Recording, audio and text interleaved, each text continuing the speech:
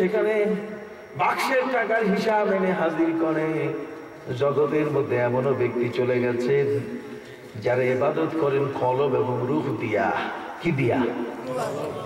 কলব এবং রূহ দিয়ে যদি তারা ইবাদত করেন, তখন কলব আর রূহ দিয়ে ইবাদত করলে এই দুনিয়ার সব কিছু থেকে তারা বিচ্ছিন্ন হয়ে পড়েন এবং তাদের জীবনে এত বড় বরকত হয় যে হাজার হাজার বছর বেঁচে থেকে যে ইবাদতটা মানুষ করে, অল্প বয়সে অল্প সময়ের মধ্যে শর্ট টাইমে তারা ওই ইবাদতটা করে ফেলে।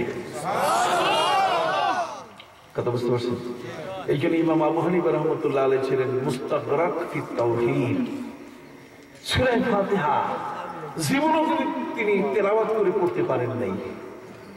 সূরা ফাতিহা পড়তে গিয়ে ইমাম আবু হানিফা বিপদে পড়ে গেছে যে গোটা কোরআন, এটা হচ্ছে মাদার অফ কোরআন, এটা উম্মুল কোরআন, এটা কোরআনের জননী। অতএব গোটা কোরআনে যা আছে সূরা ফাতিহার ভিতর কি আছে তাই আছে। সুবহানাল্লাহ। এই জন্য ভাইরা আপনারা দেখবেন আমার নবীজি যখন রুকু করতেন, সিজদা করতেন, হযরতে মা আয়েশা রাদিয়াল্লাহু তাআলা বলেন নবীজি যখন সিজদায় পড়ে যেতেন এত লম্বা সিজদা করতেন। আমরা তো সিজদা করি ঘড়ির কাঁটায়। কোন ইমাম সাহেব যদি কোন এক রাকাতের একটা সিজদা যদি 10 মিনিট লম্বা করে, তাহলে সালাম ফিরাবার আগে চাকরি শেষ। কথা বলি, সালাম ফিরাবার আগে চাকরি কি শেষ? এত লম্বা সিজদা পাইছো কই? কথা বল না। অথচ সিজদা কার জন্য? জোরে বলেন কার জন্য? আমার নবী যখন সিজদা করতেন, হযরতে মা আয়েশা রাদিয়াল্লাহু তাআলা বলেন নবীর সিজদা এত লম্বা হতো, শেষ সিজদার ভিতরে নবীজি এমন হয়ে যেতেন আমি আয়েশা ভয় পেয়ে যেতাম, মনে হয় নবী বেঁচে নাই, নবী ইন্তেকাল করে গেছেন। নবীর হাত পা মাথা থেকে পা কোন অঙ্গ একটি বিন্দু মুহূর্তের জন্য নড়াচড়া করতো না। এত আদবের সাথে আল্লাহর নামে তিনি সিজদায় পড়ে যেতেন।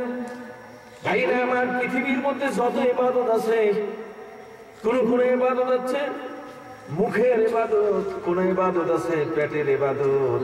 কথা বল না। আমরা যখন রোজা রাখি তখন না খাইয়া থাকি, কি কোন ঠিক না? ওটা হচ্ছে পেট ইবাদত করতেছি, এর সাথে শরীর শরীক হচ্ছে। কিন্তু সম্মানিত সুধী, নামাজ হচ্ছে এমন একটা ইবাদত যে মানুষের মাথা থেকে পা পর্যন্ত কোন অঙ্গ ওই ইবাদত থেকে বাদ যায় না। জিহ্বা সূরা পড়ে, কতক্ষণ না, চোখ সিজদার দিকে তাকায়, হ্যাঁ, কবর রুকু করে সিজদা করে, হাঁটু ভাঙে সিজদায় পড়ে যায়। কারণ আল্লাহু আকবার। এই জন্য পৃথিবীর মধ্যে কোন মানুষ যখন সিজদা করে, রুকু করে, নামাজের জন্য দাঁড়ায়, নামাজ হলো পৃথিবীর সবচেয়ে বড় আত্মসমর্পণের একটি ইবাদত। যদি কোন শত্রু কারো কাছে যদি আত্মসমর্পণ করে, তাহলে সারেন্ডার করে। করলাম কি করে? সারেন্ডার মানে হাত উঠায়, অস্ত্র ফেলে দিয়ে বলে আমি নিরস্ত্র। আমি কি নিরস্ত্র, আমার হাতে কোনো অস্ত্র নাই। যখন হাত উঠায় তখন এই পক্ষ এসে হাতে কি লাগায়? হ্যান্ডকাপ লাগায়। আমরা যখন নামাজে দাঁড়াই তখন কানে হাত উঠাই আল্লাহরে কই যে আল্লাহ কোন শক্তি আর নাই, সব শক্তির মালিক তুমি, আমি নিরস্ত্র, আমি অসহায়, আমি দুর্বল, আমি কান পর্যন্ত হাত উঠাইয়া আমি তোমার কাছে আত্মসমর্পণ করলাম। আমার সাথে সাথে আল্লাহর সামনে দাঁড়াইয়া নিজের হাতের উপরে হাত রেখে সে হ্যান্ডকাপ লাগায়। কি লাগায় না? এই যে দাঁড়াইয়া হ্যান্ডকাপ লাগাই দিল, নিজেকে বন্দী করে এখন তার মুখে আল্লাহর প্রশংসা শুরু করে, প্রভু যেহেতু তোমার হয়ে গেছি আমি, যেহেতু তোমার নামে আমি নিজকে বন্দী করে ফেলেছি, কাজে তোমার প্রশংসা ছাড়া আর কার প্রশংসা করব? তুমি সবের মালিক। আলহামদুলিল্লাহি রাব্বিল আলামিন। শুরু করলো প্রশংসা। বান্দা যখন নিজকে আত্মসমর্পণ করে নিজকে বন্দী করে আল্লাহর সামনে হাজির করে দিল। বান্দা যখন বলে উঠে ইয়াকা না'বুদু ওয়া ইয়াকা নাস্তাঈন, প্রভু তোমার কাছে আত্মসমর্পণ করলাম, তোমার নামে ইবাদত করি, একমাত্র তোমার নামে ইবাদত করি, তোমার কাছে শক্তি যাচি, সাহায্য চাই। তখন আল্লাহ বলেন ওয়া হাযা বাইনি ওয়া বাইনা আবদি, এটাই হলো আমার সাথে আমার বান্দার সম্পর্ক সৃষ্টি হওয়ার মূল কারণ। সে এখন আমার হয়ে গেছে। কি হয়ে গেছে? যখন সে আমার হয়ে গেছে তখন বান্দা যা চাও তাই দিব। সাল তুতা, কথা বল না, সাল তুতা, চাও দিয়ে দিব, চাইলেই পাইবা। যদি তুমি চাও সাল তুতা, চাইলেই পাইবা। তখন বান্দা চাওয়া শুরু করে ইহদিনাস সিরাতাল মুস্তাকিম, বড় করে কোন সুবহানাল্লাহ, চাওয়া শুরু হয়ে গেল। তুমি সিরাতে মুস্তাকিম দাও। এ ভাইরা, সিরাতে মুস্তাকিম কি? সিরাতে মুস্তাকিমের ব্যাখ্যা আল্লাহ পবিত্র কোরআন মাজিদের সাথে সাথে করেছেন সিরাতাল্লাযীনা আন'আমতা আলাইহিম, দুনিয়ার মধ্যে যারা তোমার অনুগ্রহ, তোমার দয়া পেয়ে ধন্য হয়েছেন তাদের পথ তুমি দেখাও। প্রশ্ন হলো এরা কারা? যারা আল্লাহর অনুকম্পা পেয়েছেন, আল্লাহ তাদেরও নাম পবিত্র কোরআন মাজিদে বলে দিয়েছেন উলাইকা মা আন'আমাল্লাহু আলাইহিম মিনান নাবিয়্যিনা ওয়াস-সিদ্দীকিন, মিনান নাবিয়্যিনা ওয়াস-সিদ্দীকিনা ওয়াশ-শুহাদা'i ওয়াস-সালিহিন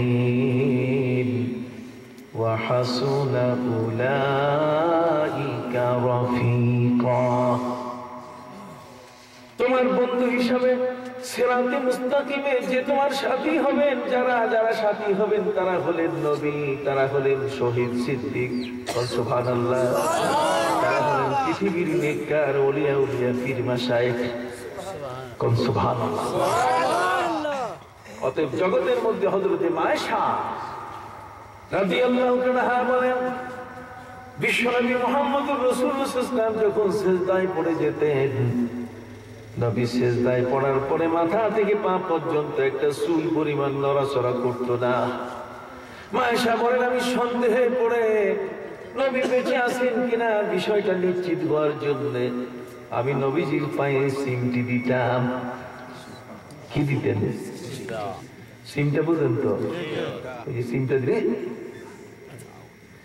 আল্লাহ নবীর পায়ে চিমটি দেওয়ার সাথে সাথে মায়েশা বলেন নবীজির পা যখন নড়ে উঠত তখন আমি মনে করতাম নবীজি বেঁচে আছেন। এ হলো নবীর সেজদা। ভাইরা আমার, কাবা ঘরের সামনে নবী সেজদায় পড়েছেন। 7 জন কাফেরে মিলে পচা ভরি নবীর মাথার উপরে চাপিয়ে দিতে চায়। মনে আছে কিনা? যেখান থেকে আমি কথাটা নিয়ে এসেছিলাম, নবীজির মাথা মোবারকের উপরে উটের ভুঁড়ি চাপিয়ে দিলে নবী শ্বাসরুদ্ধ হয়ে মারা যাবেন। কাফেররা যদিও নবীর বিরোধী, তারপরও তাদের আস্থা আছে রে, এই মুহূর্তে যদি মুহাম্মদের মাথার উপরে তোমরা উটের পচা ভুঁড়ি চাপিয়ে দাও, উনি হয়তো এটা দেখতে পেয়ে দৌড় দিবেন। কিন্তু তাদের মধ্যে একদল বলে না, উনি যখন সিজদায় পড়েন তখন জগতের আর কারোর সাথে কোনো সম্পর্ক থাকে না।